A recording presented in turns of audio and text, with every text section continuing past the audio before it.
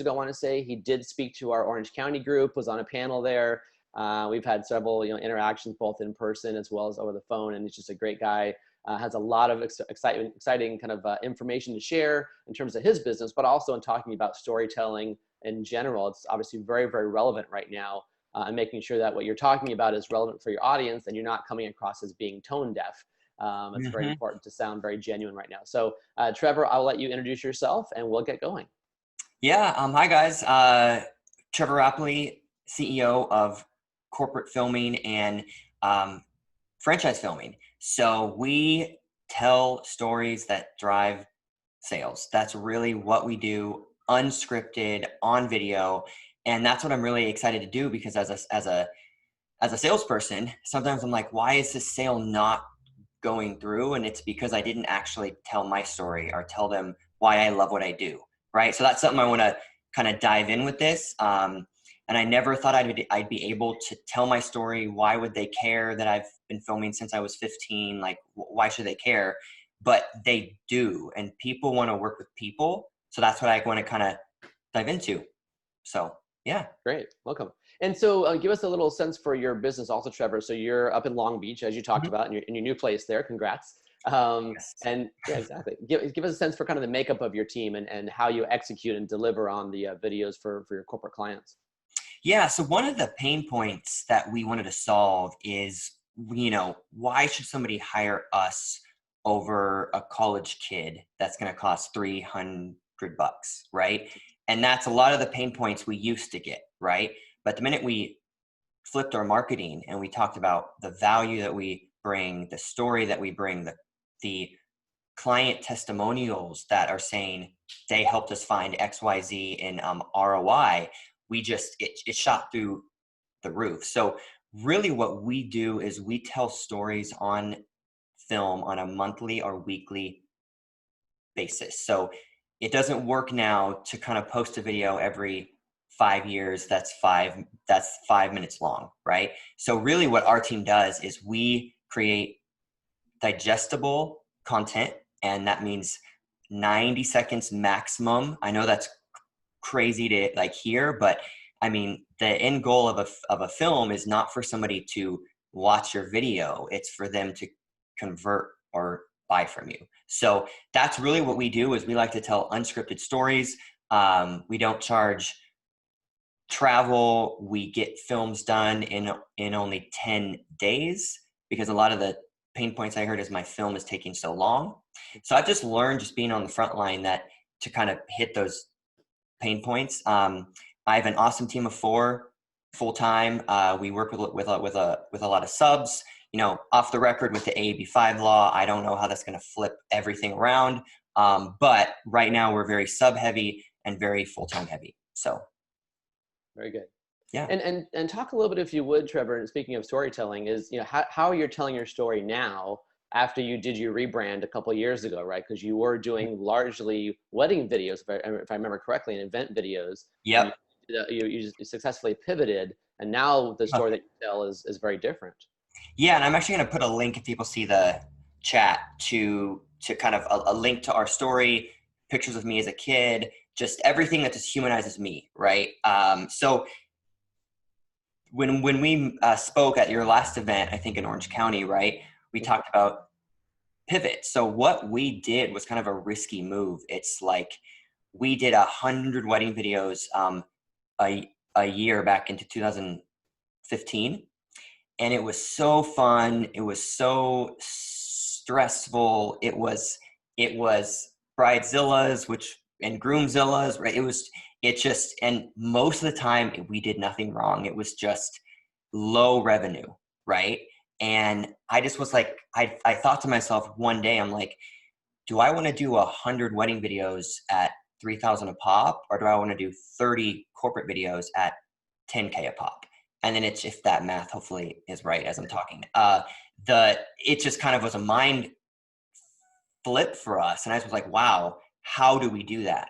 So what we did is I was working with my biz coach to slowly turn off weddings, like slowly. But as we were doing that, we were still getting leads in, and I was still closing wedding deals. And the thing about wedding videos is if someone books us on May 1st, they're about to get married Jan 1st of next year. Their film won't be done until May of 2021. Corporate films, we can literally film today and the film is done in 10 days. And I'm like, hold on, there's something here, right? So what we did is I woke up one day and I'm like, screw it. We're going to turn off like weddings. And I just was like, I'm done with it. I miss it every day because the story and the love that we were able to film, but we kind of used that knowledge of wedding filming and we put it towards corporate videos, right? How do we tell the story of corporate videos? So to kind of wrap on all this, what we did is we turned off weddings. We started advertising on Google, paying a ridiculous $15 a click. So I made the same joke last time, but if you search corporate filming, please don't click our ad. It will cost me a lot of money. Just type in corporatefilming.net. And we had about 6 months of just nothing, right? And it's like, was this the right move? Was this the right move? Looking backwards, though, it was totally the right move. We had to adjust our value prop and what we were saying, right? So we didn't just say we film videos. It's like, hey, if you want ongoing films, never be charged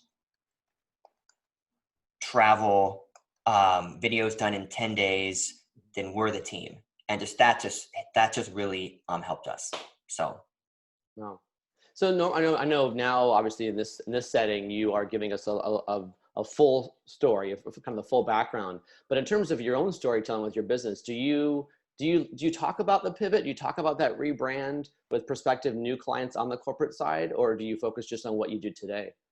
Yeah. So I feel like that's a great question. I feel like I don't, because the reason why I don't is corporate companies that are spending $10,000, $50,000 on a set of videos don't want a wedding videographer. Like it's nothing against them. I used to be there, but they don't want that.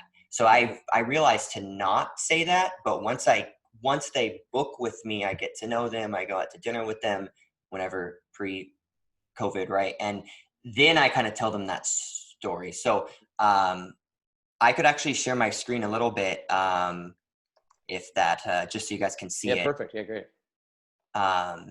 You guys see it? Mm-hmm.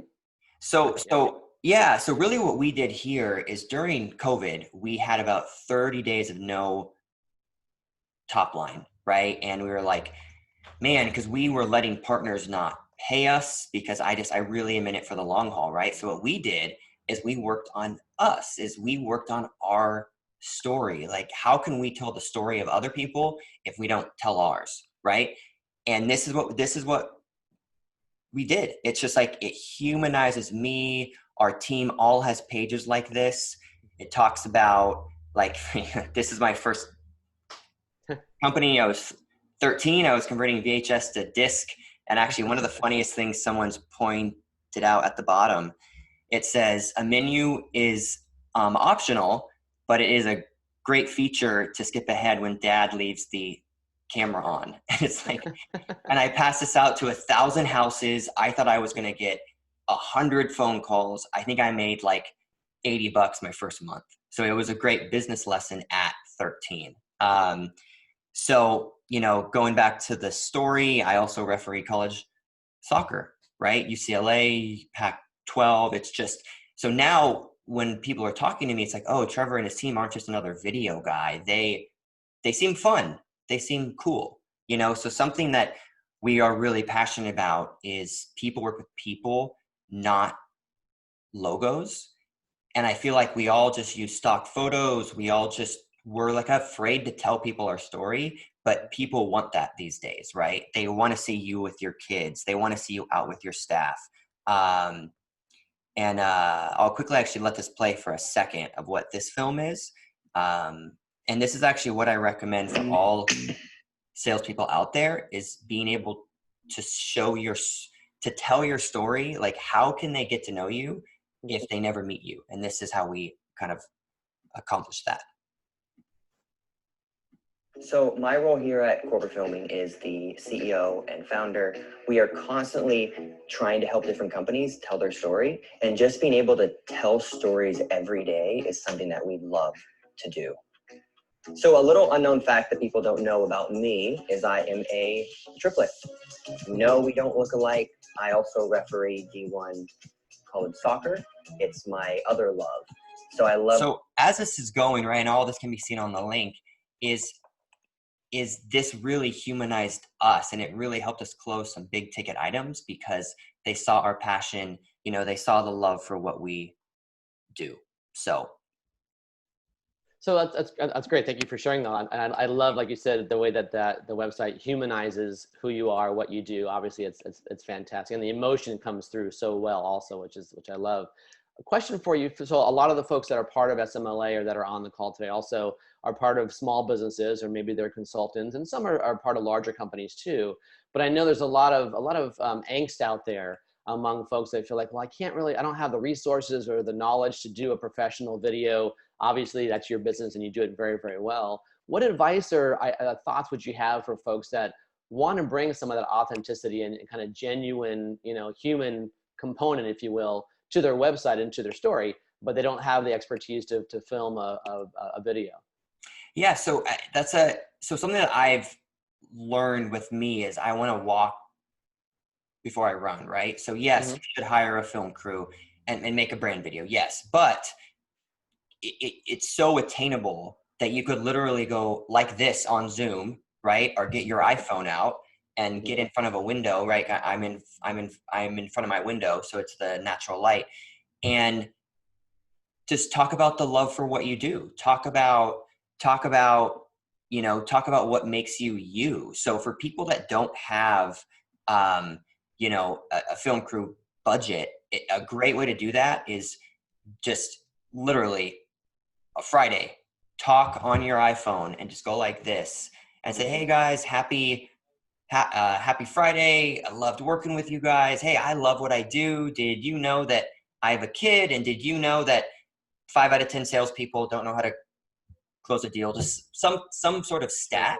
Like, think of how many emails we all get versus how many phone calls we get versus how many video messages we all get. It just gets tinier and tinier and tinier. So we use a great app called BombBomb, bombbomb.com. I don't really know how to spell it, but it's a way to embed videos into a sales email.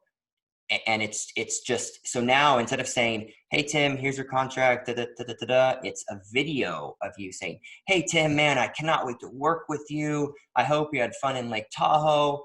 Right down there is where the contract is. And then they see you. So I think that's what I want to kind of really get across is I think we all overthink content and then we end up doing nothing. Right, exactly. Kind of that old kind of paralysis by analysis, right? Overthinking and think, well, it's not perfect, but go with that old adage of the minimally viable product, right? Same goes for video and for that piece also. So to that point, one of the questions that came from Jam is what are your thoughts about client testimonials as opposed to filming yourself, filming a client instead? Is there a pluses or minuses, pros and cons of that approach? Yeah, absolutely. So I'm not immune to the fact that people want to hear my story, but no one cares if I think I'm good, right? They care, like they care what our customers think, right? So yes, absolutely. Don't just tell your story, but how do you email 10 people that have used you? 7 will say, no, I can't do it because of legal. 3 will say yes. And don't overthink it. Even have them send a low-res iPhone video or hop on Zoom and just, once again, keep it short, keep it to 9 seconds and talk about it, right? Talk about, would you recommend us? What did you like about us? Do not have a script. Ask questions that evoke an answer, right? So what is the ROI from using us, right? If they know that, that's the best answer you could ever get. Like one of our franchise people said, we created a bunch of franchise films for them. And it's literally on our website. Franchise Filming and Trevor's team helped us close $400,000. Wow. And it's just like, if that doesn't justify a cost of video, I don't know what does, right? Exactly right. You couldn't have any better ROI coming right from your client. That's perfect. Yeah, and social proof, I really believe a lot of sales don't go through because the lead doesn't trust you. And why should they? They've never met Sure. you. They've never used your service. So being able to show them videos of customers saying, Ken is great, Mary is great, they picked up my call at midnight, they helped me do XYZ.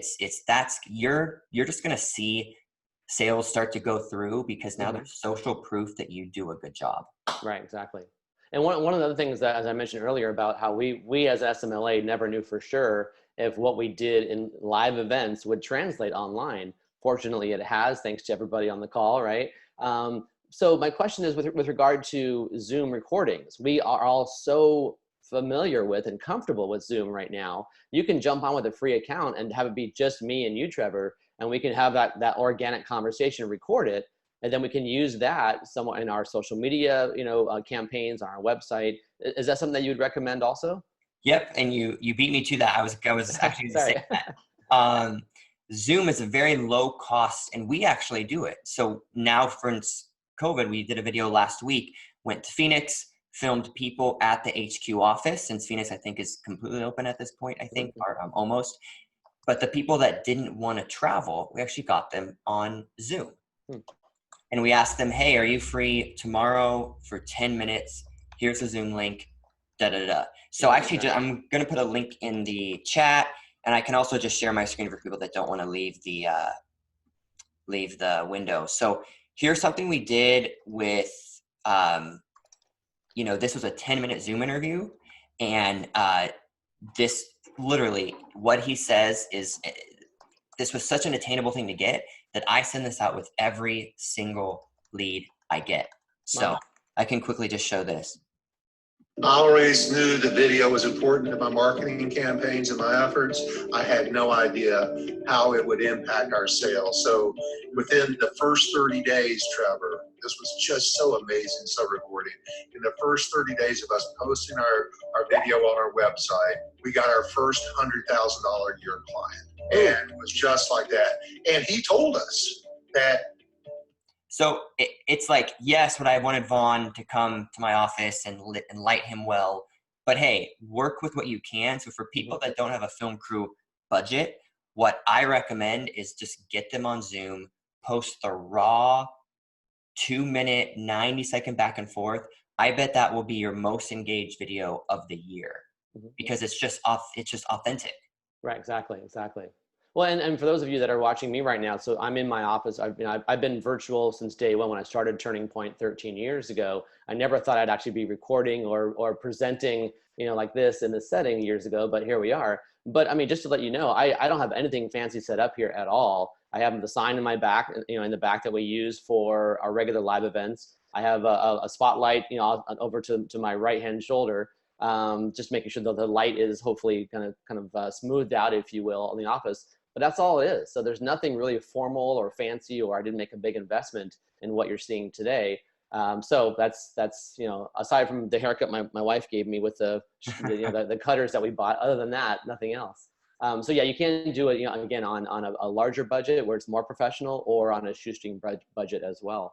So I'm curious. So talking a little bit about what you discussed about the Zoom example there with one of your clients. How do you see this changing going forward as far as corporate events go, when there will be corporate events, if and when, and how that's going to change for you and your business, and whether it's going to be more of this kind of remote, if you will, recordings as opposed to live events? Yeah, so back in the day when we had events, we would convince people to get customers at shows, right? Think of how much we all spend on expos and trade shows and travel and food and the alcohol at night. Just, it's so expensive, right? So what we told people, and events will come back around, they will, right? What we used to do is we would have a film crew waiting by their booth all day, just waiting and waiting. And if someone comes by, hey, I love your service. Hey, do you mind saying a quick thing on film, right? We get them, it's 5 minutes long, and then they use that for their marketing for years, right? So during COVID, or when we can't all travel, for events and things like that, you have to be able to get your story and your customers on film. And the way that I recommend doing that is on Zoom, even an iPhone video, and just, you have to be able to get that on film. And I don't know if I answered that right.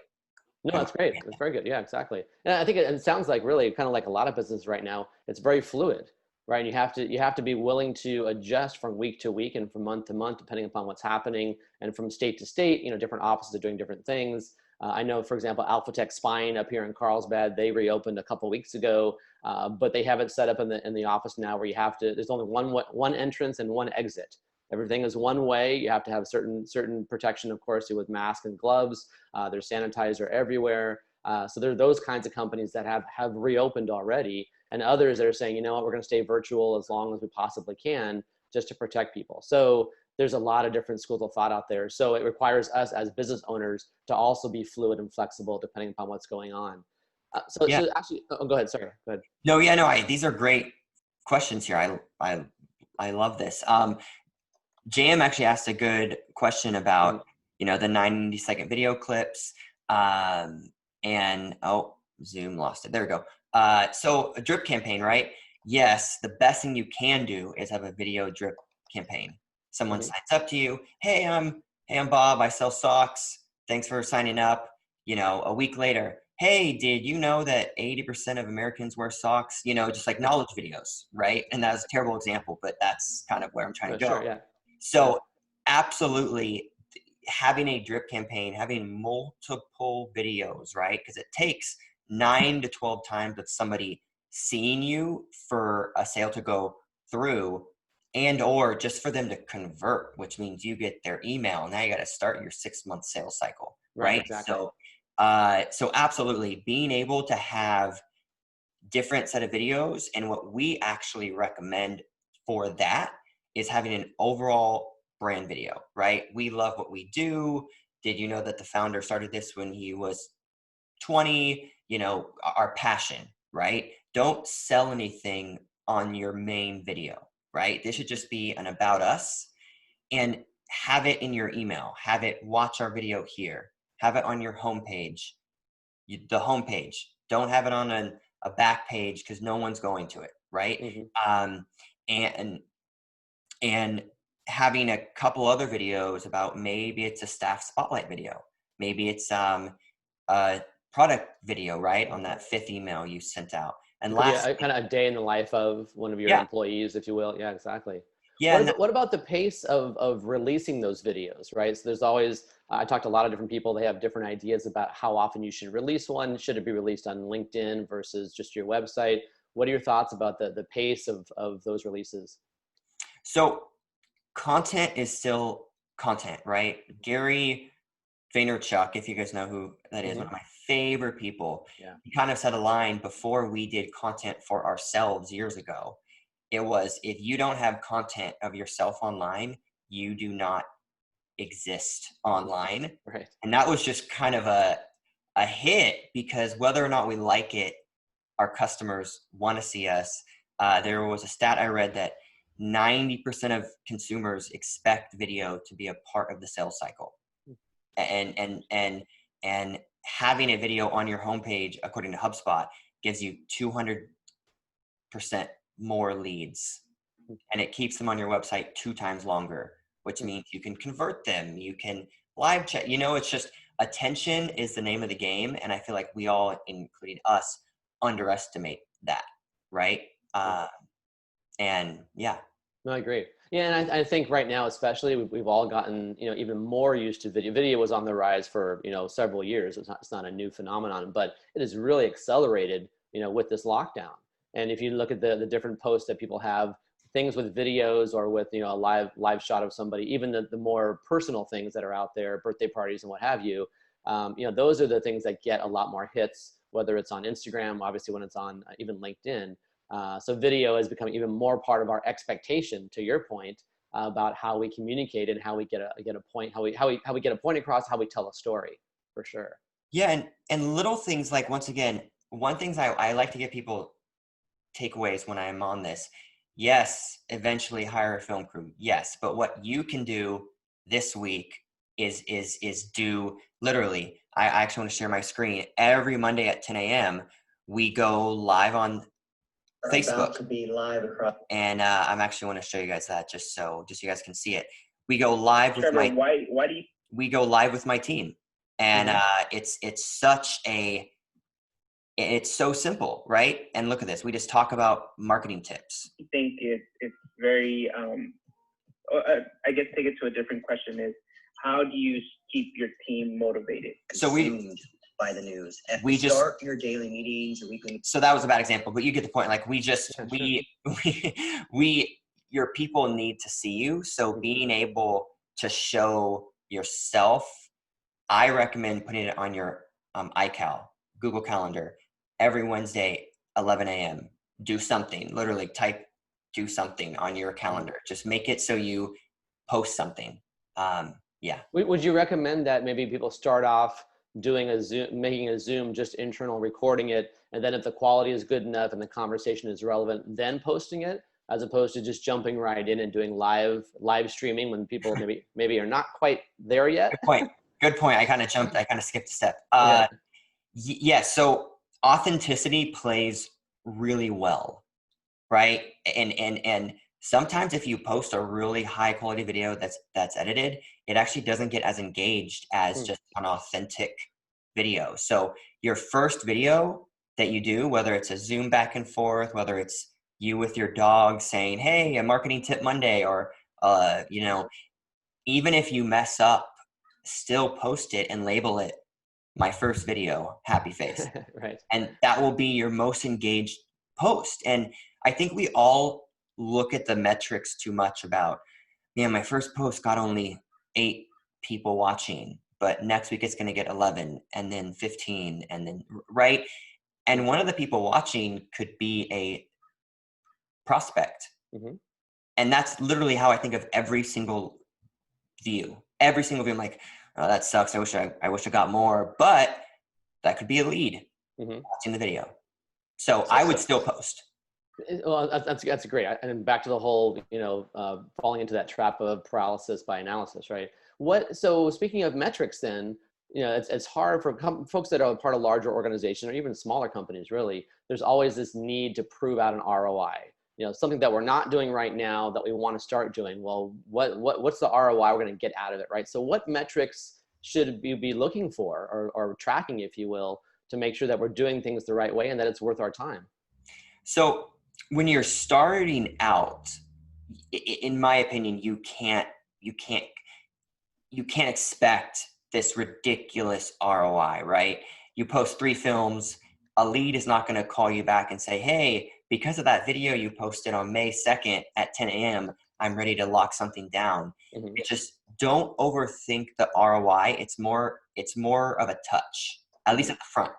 It's Ken's story. It's Mary's marketing tip. It's Bob's 5 reasons why you need a lawn care system, right? It's the little touches. If you do have a budget to bring on an advertising agency that tracks that stuff, that's a whole nother conversation, right? But absolutely, I think at the forefront, you can't go into it expecting an ROI, especially if you're just doing social content, right? And do we actually really know if anything works until we actually do it consistently? Right. So, exactly. Yeah. Very good. And a couple of folks asked about, virtual backgrounds. And you and I were joking earlier on about whether I wasn't sure if that was really your apartment or is that a virtual background. Thoughts about that? Should we, like I have my sign in the background with our logo. Should people be having some kind of branding background and do it virtual? Should it just be natural? Any thoughts there? So I actually did this on a sales call because they talked about babies. So I actually changed my background to me as a baby, and like, there I am. That's great. Yeah. That's awesome. Right. And this is me and my team. Right. So I don't have a background. I mean, yes, I like Ken's background, right? I like the green screens. I like it, but don't let that hinder you from just doing. So I'm a fan. If you can have it, you cannot. I don't actually have one. But don't let that hinder you from starting. Sure. Yeah, makes sense. Okay, great. Yeah. Good. We have some good questions coming through also. So actually, Elaine had asked about whether or not incorporating photos into like a Vimeo or that kind of a platform is as powerful or as effective as a full-blown video. What are your thoughts about that? Nothing is more powerful than you as the salesperson or you as a business owner Okay. speaking. Mm-hmm. Like nothing is more powerful than that, because how many emails, how many missed calls, how many times did they not pick up your phone call? But if you show them a video and it's about your story and it's short, they will watch that. So Right.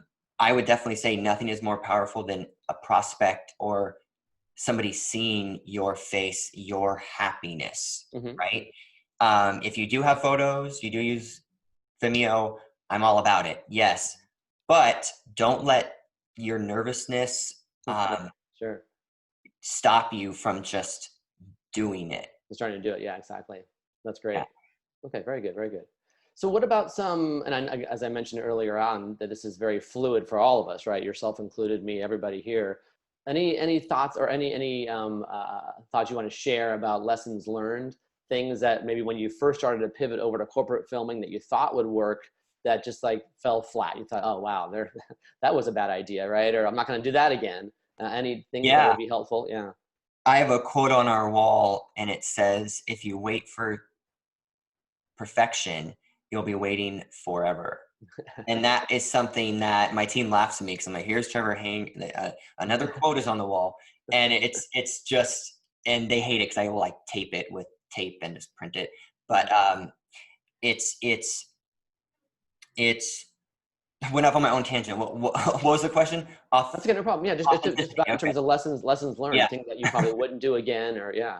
Yeah. So man, the things we wouldn't do again is I would rather chase and have a 6-figure deal take me a year Mm-hmm. to close than close a $1,000 deal that took me 2 days, Mm-hmm.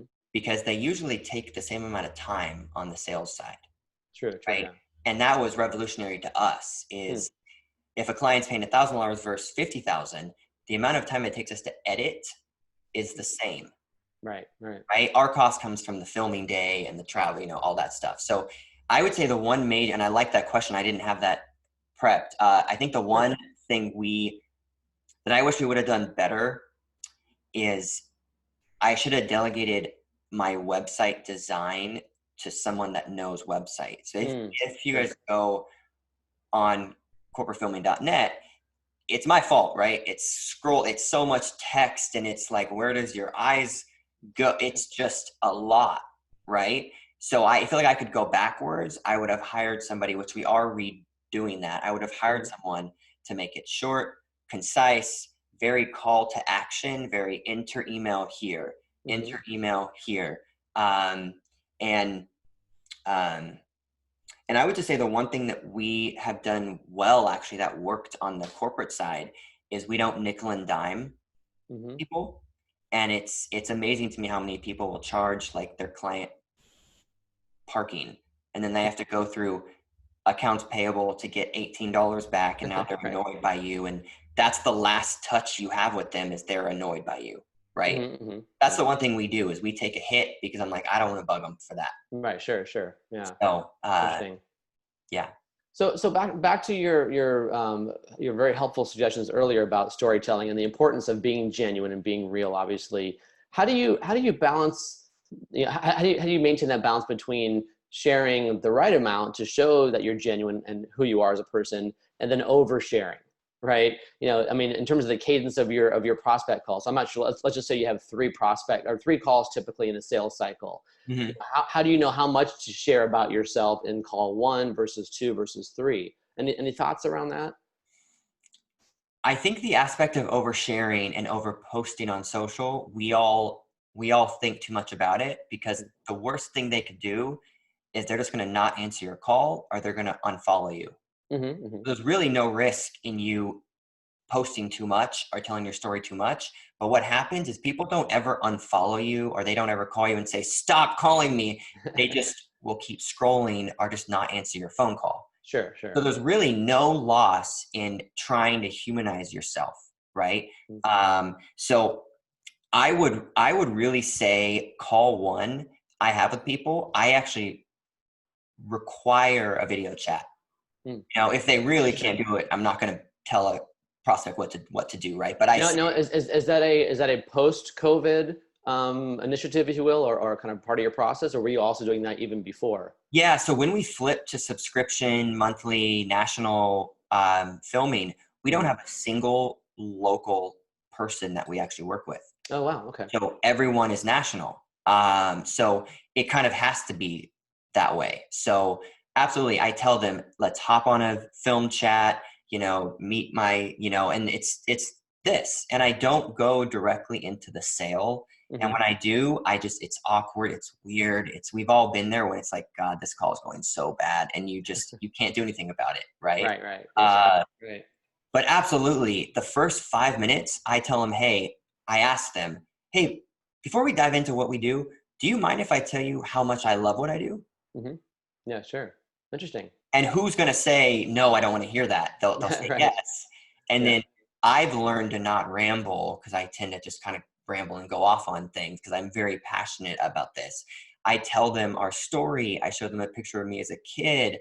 I show them our team behind the scenes, lifting camera gear and sweating and filming and 5 camera guys, and it justifies the cost. Sure. I go, no wonder why you guys aren't $1,000, right? Exactly right. So absolutely, I would say the first call, you have to start with your story. You have to talk about your trip you just went on, the kid you just had. If you do have a film chat, start the video chat with your dog in your hand. Just be a human. And that's what really COVID has really shown us in the world, is people want to see your life. Right. So show that. That's a good point. That's a really good point. Yeah. Yeah. And there was actually a really good chat that someone said, can you tell us your top 3 tips to increase engagement on posts? So guys, please, the best thing you could do with posts is ask a question at the end.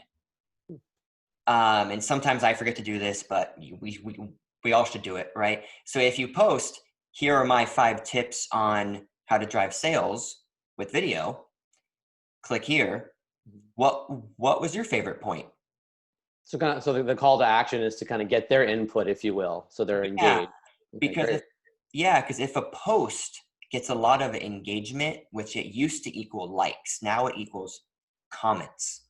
So if your post is commenting and engaged, LinkedIn, Facebook, Instagram, they will actually show it to more people, because they say, oh wow, they're actually talking about this. Right. So that would be my first tip, is ask a question at the end. And I would say make it short, like 30 seconds, 60 seconds, and then have a call to action at the end, like click here or go to corporatefilming.net/XYZ to find out more. And lastly, the number 1 tip is you have to post consistently. You can't expect to post 1 video once a month. LinkedIn does not care about that, or about you, about me, Facebook. But if you post consistently, they literally say thank you, and you'll start to see your post go up, your post views. And do you recommend, one of the questions I think from Carl was, do you have a recommendation on which platform to use, or is it largely just based upon kind of where your audience hangs out, if you will? So LinkedIn is the new B2B for Facebook, right? It's the new B2B, right? I was really behind the times. I got it like in 2017. I was like, I guess my wedding clients weren't on there, right? And then I'm like, wait, now my corporate clients are. So LinkedIn, absolutely, find me by my name on there. Sometimes I will get a really engaged post. Sometimes I'll get 10 people that see it, but that doesn't stop me, right? I keep posting. So 100% LinkedIn. Find 20 people a day that you've worked with or that have contacted you on LinkedIn, And if you do that for a month, I don't want to try and do that math, but that would be a lot It of adds up pretty well. Yeah. yeah, that would be a lot of people that just hear it, that just see you, but you can't expect an ROI from LinkedIn. It's just that top of mind stuff. It's, oh, there's Ken. Oh, there's Mary. Oh, you know. So LinkedIn, 100%. Great. All right, perfect. And then what about in terms of the platform itself is one thing, but then in terms of kind of the way that you post, right? So, and my thought is around, do we include something about COVID in our post, or I guess more so in our email campaigns? I see some emails that come across that are pure selling, and in my opinion, they're what I call tone deaf, right? You would think that it's just the world was just the way it was 6 months ago, right? And there's no mention of anything at all. It's just, hey, want to buy my services is what it usually is. So do you include something in that? Do you talk about your kind of your experience even in an initial email campaign? How do you and should you incorporate, the pandemic into your strategy? Yeah. So I'm sure if I asked how many people got a "We're here for you" COVID email, everybody Right. would say that, right? Exactly. And we actually talked about this. We made a huge mistake in our email campaign. Mm-hmm. It's looking back, it was so cringeworthy. Instead of sending an email out that's like, hey, here are our 5 tips, or here's our latest video with Home Depot, right? The verbiage was COVID-19 discount, and it said save 30%. And it came across so weird, and we were taking advantage of what was going on. And I had a couple clients text me and say, hey, Trev, like, I like you. I would not send that out. It doesn't look good. And it was a very humbling thing to be like, now is not a time to sell, which is what we wanted to talk about also is as COVID is kind of ending, knock on wood, with the whole shelter stuff, what works really well now is knowledge videos, sharing your knowledge, posting about things that are helpful.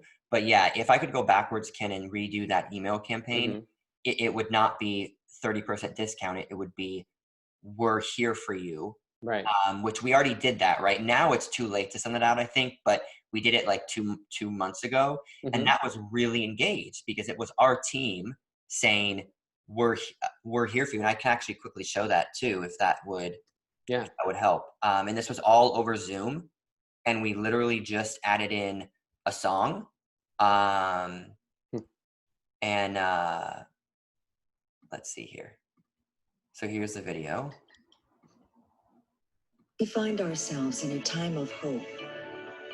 Hope that we will get to hang out with friends on a Saturday night again. Hope that life will return to normal. Hope that if we all come together and do our part, this too shall pass. From the corporate filming and franchise filming family to yours, stay safe. And above all, keep that hope alive.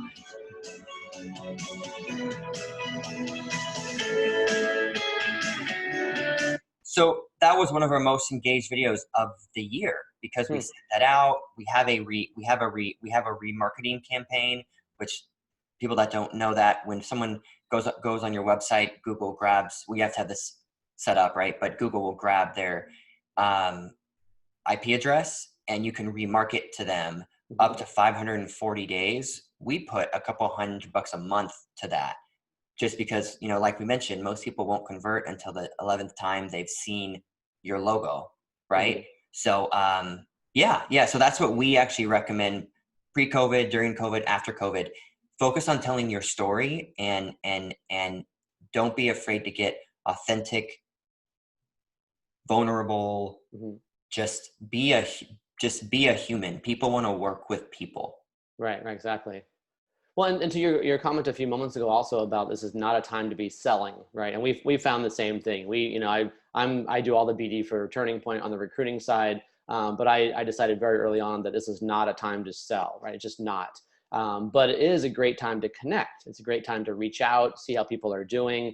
And I started doing a survey. I was taught every person I spoke to, I logged in how they were doing, whether they actually laid people off, if they were adding staff, if they were creating new innovative solutions to release. And then I did that for about 75, 76 companies. And then we actually used the results of that survey, which was not selling. It was just, talking and commiserating to some extent, right? We used that as a post. We said, hey, here's the result of our informal survey over the last, 2 months that we're finding out there. It wasn't selling. So I guess my question with that long lead in is, when is the time right to go back to being a little bit more salesy, or do you think we should stay in this storytelling, mode for a while till the end of the year? So there's always time for story, right? You can't just say buy now, look at this. It doesn't work. It's going to turn people off. A great example I heard at a conference once was, imagine after a first date, you ask someone, so you want to have kids? Right.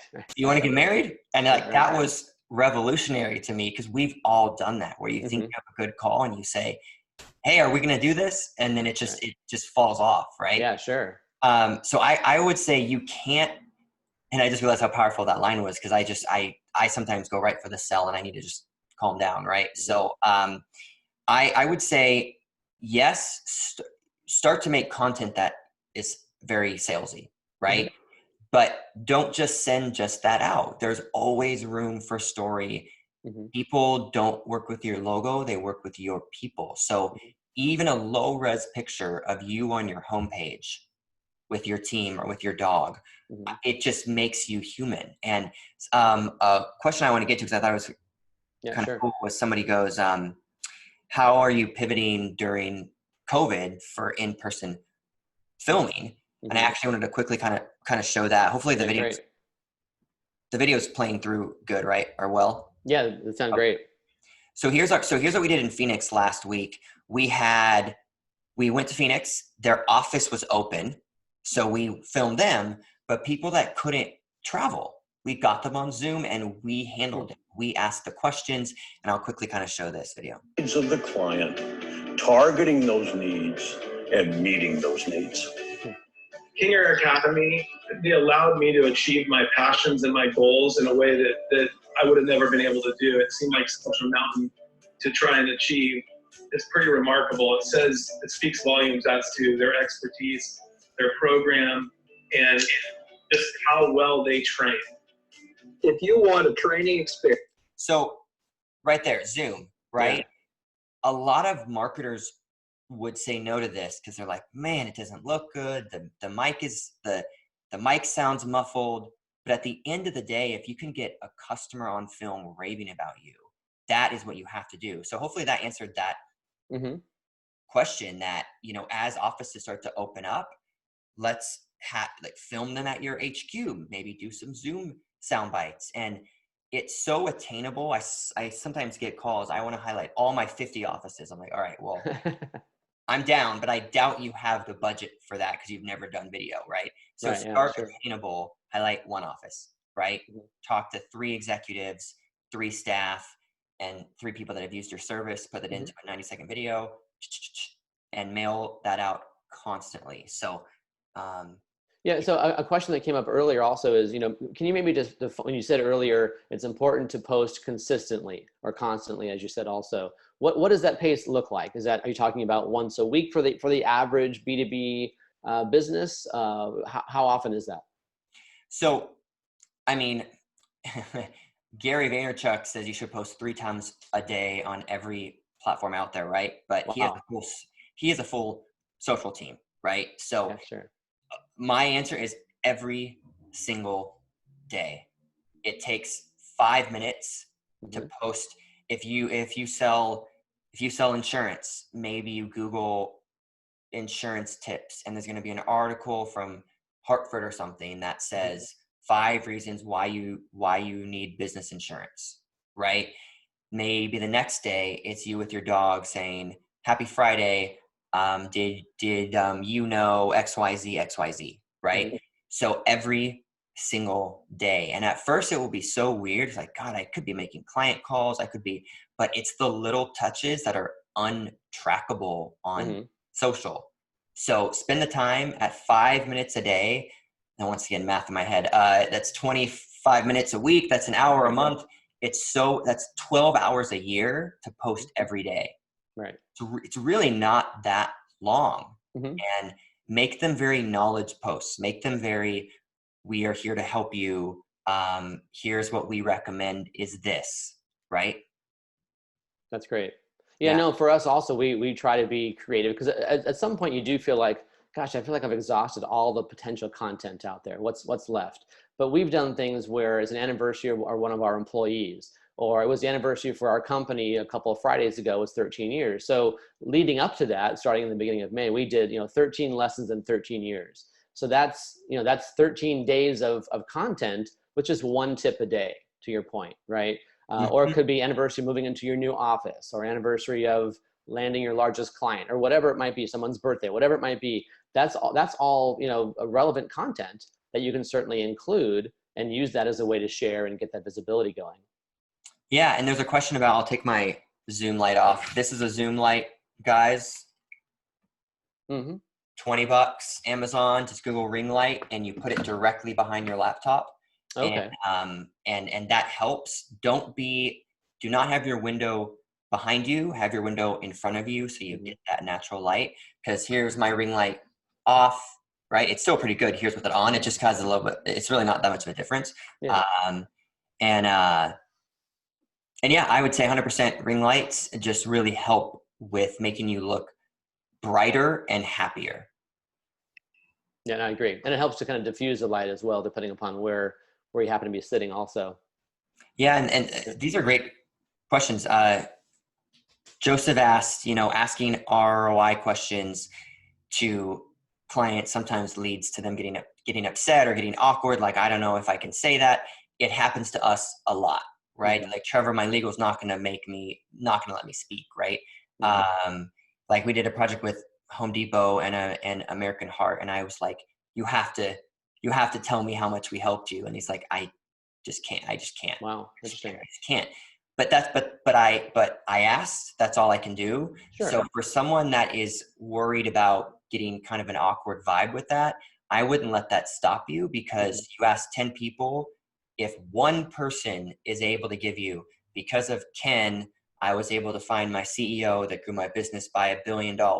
I mean, that's a great testimonial. So right, very true.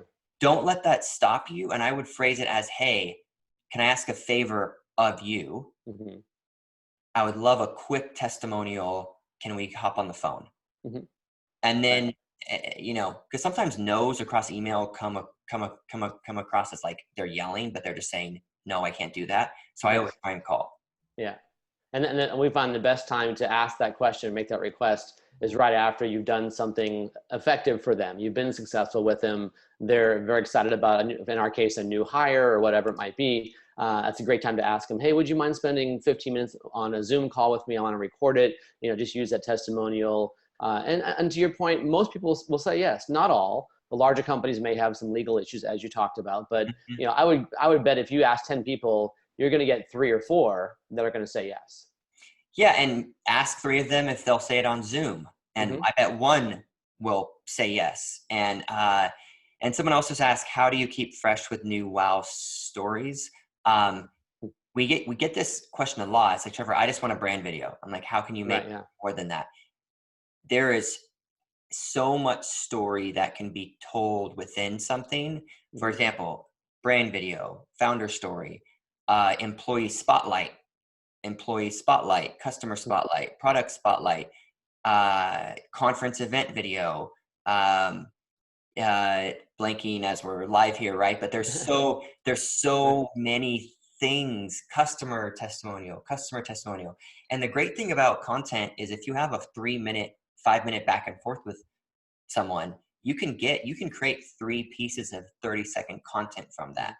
So there are stories everywhere. And before you try and highlight your product on video, highlight your people first. Mm-hmm. It's a great point. Yeah, very good. Yeah. Okay, so we've got about 5 or so minutes left here as we begin to wrap up. So other questions that might come up, please feel free to ask those also. So I'm curious what you're expecting to see, again, speaking of the pandemic, what do you expect to see in terms of businesses start to return to live events, right? Conferences, those kinds of things where you're obviously you're on the front lines with that, if you will. What are you seeing out there? What are you hearing from clients? So yeah, so I'm actually going to an Entree Leadership one in 2 months. Mhm. The Dave Ramsey one about leadership. I love that topic. So that looks like it's on. I even emailed them saying, hey, is this for sure on? So, you know, there's a franchise convention going on in I think they may move states just in case. But yeah, I mean, I think events will come back. Mhm. Whether they will be at full capacity is a different story. Sure. But now that should make people kind of jump into gear about, wow, if I pay $10,000 for a booth and I have half the attendees I did last year walking the Mhm. floor, how can I grab the attention of the half of them? And it's the video, it's the email campaign with video. Think of how many emails we get post events, but how many have a video embedded in them? Right. So it's just taking that step further. So I really want events to happen. If you do host your own event or you go to one and you know your customers will be there, you need to get them on film raving about you. You just like have to. Now, do you do any, as part of your service, do you do any streaming of events if it's not, if it has to happen locally, and is that part of your service that you offer also? Yeah, so we love to film events. We can live stream Facebook, Twitter, Instagram, have a password for it, paywall. We don't just bring one guy. We just actually don't even offer that because we want to bring a TV, like a switcher with graphics, and we go a day before to test the Ethernet. So absolutely, if you're having an event, you really should live stream it because I believe half the people are not going to even come, even if it's a big turnout, right? Right, sure. You have to live it. You just have to. Yeah, great. All right, good. So then the last question for you, Trevor. So what recommendations would you give? So today we're at the end of May, right? Let's say we're talking 2 months from now. What would you recommend that all the folks on the call will have accomplished between now and, let's say, the end of July? And in terms of their branding, their video, their content, those kinds of things that you talked about today. Oh, the Zoom actually cut out right there. Say that one Oh, more. sorry. Yeah, just in terms of what you've been talking about as far as content goes and video in general, what would you suggest people really kind of commit to over the next 60 days? I would say one of the most attainable things that you can do, and I actually kind of made a slide for this. And by the way, I found a stat as I'm scrolling through my PowerPoint deck. There are over 32.5 million businesses in the US. And there's over 1 billion minutes of YouTube watched every day. So how do we stand out, right? I'm just going to share my screen. I'm not going to full screen it just because it's going to, I have to go to the front. So this is something I challenge people to do, right? So Ken, this is kind of a longer answer, but that's great. No, perfect. Something that's so attainable. I believe this will take you no more than 60 minutes, right? After this call, go on your iPhone, go with your webcam, and say something. Hey, I'm Ken. I love what I do. I started my first business. And I love helping businesses do X, Y, Z. And here's my dog.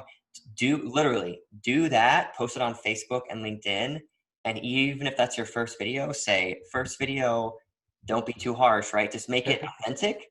Yeah. You'll just be a human. And the other thing is on your website, right? You need to have a story once again, right? About me, about us, pictures of you, family, what makes you special, quirky, unique.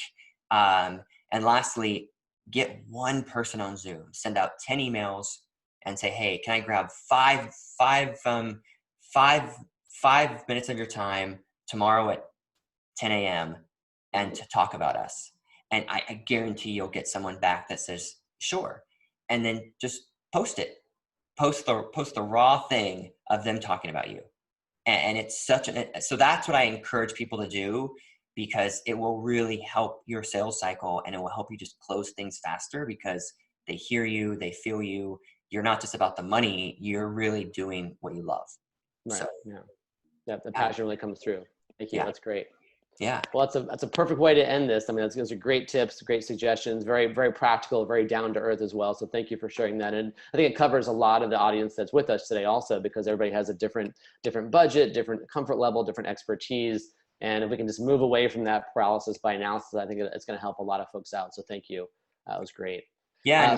Yeah, go ahead. No, sorry. Last thing, please guys find me on LinkedIn, social media. Everything's right there. My Instagram, Twitter, Facebook, and that's my contact info right there. So I would love to see what you guys create. Please email that. I'd love to help out. So perfect. Yeah. Thank you.